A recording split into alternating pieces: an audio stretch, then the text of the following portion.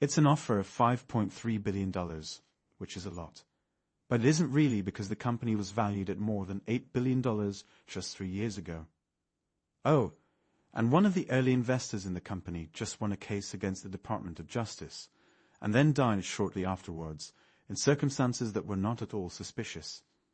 And his business partner, who was also prosecuted by the Department of Justice, and was also acquitted, was run over and killed on the same day. But that wasn't suspicious either. So we're looking at Darktrace, the deep tech cybersecurity firm, and its takeover by Thoma Brava, and asking the question, is it possible for an arbitrager to make a profit from this deal and walk away with their health intact? Before we get into that, and before there's the possibility of any of you have completely unrelated accidents that are wholly unsuspicious, I would be awfully grateful that you would smash the like button and subscribe to the channel. If it turns out to be your last act, it would be one of kindness. So, Thoma Brava is a Chicago private equity fund, specializing in enterprise software with $130 billion in assets under management. On the 26th of April, Thoma Brava, with support from KKR, bid $5.3 billion, or $7.75 per share, to buy Darktrace, the British cybersecurity software company. The bid represented a 20% premium to the Darktrace share price on the 25th of April, but a discount of 36% from their all-time high.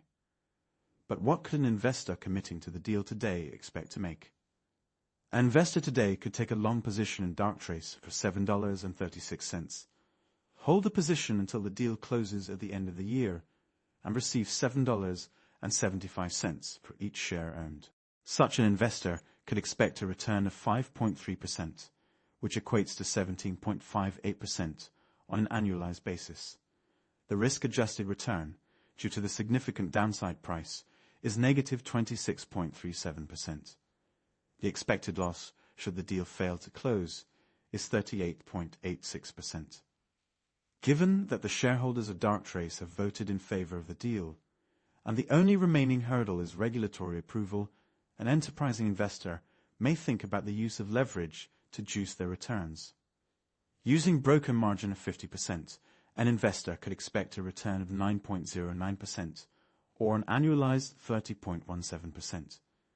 This translates to a risk-adjusted return of negative 56.25%, and an expected loss of 79.22% should the deal fail to close. The numbers may be considered broadly acceptable. However, in addition to the need for regulatory approval, there are other risks still present in this deal. Darktrace was only founded in 2013, but its growth has been spectacular. In 2023, Darktrace recorded turnover in excess of $500 million, with profit of almost $60 million. The company expanded operations from its home base in Cambridge, England, to Europe and the United States. Such growth allowed the company to list its shares on the stock market in 2021, where it debuted with a market value of £2.5 billion, quickly growing to £7 billion just a few months later. However, not everyone was convinced with this tech darling. As early as 2022, short seller Matthew Earle, head of the Shadowfall Fund, questioned the company's technology, business model, and culture.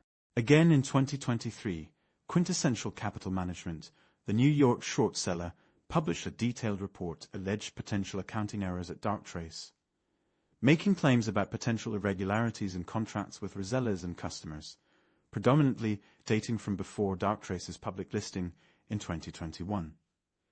These reports hammered the share price, in no small part due to the involvement of Mike Lynch. We spoke about him recently in the video about Hewlett-Packard and their proposed takeover of Juniper Networks, which I'll link below. The TLDR is that Lynch sold a previous company to Hewlett-Packard. They subsequently accused him of accounting fraud. It was a long trial. Lynch and his co-defendants were eventually acquitted, and shortly after they both died in accidents which were in no way mysterious. And of course, Mike Lynch was an early investor and significant shareholder in Darktrace, which clouds the water somewhat. The concern for potential investors in this deal is what Thoma Brava may find in their program of due diligence before the deal closes. Should they decide to walk away from this takeover, the share price will tank, and investors will be left with significant losses. And if it does turn out that there are accounting irregularities, the share price could fall below their all-time lows, potentially wiping out most of an investor's capital, especially if they have used leverage. The business is called risk arbitrage for a reason, and the deal is a great demonstration of that. What do you guys think of this takeover? Let me know in the comments, and don't forget to like and follow if you found this video useful. Be aware that all the figures mentioned are at the date of my calculations and will change in line with the share price of the company, any change to the takeover price, and the duration to close. As always, this information is provided for educational purposes only. You should not consider anything in this video to be investment or financial advice, nor a recommendation or endorsement to buy or sell any financial instrument. You should always conduct your own research before considering any investment and seek independent financial advice. Thank you, and until next time, enjoy life.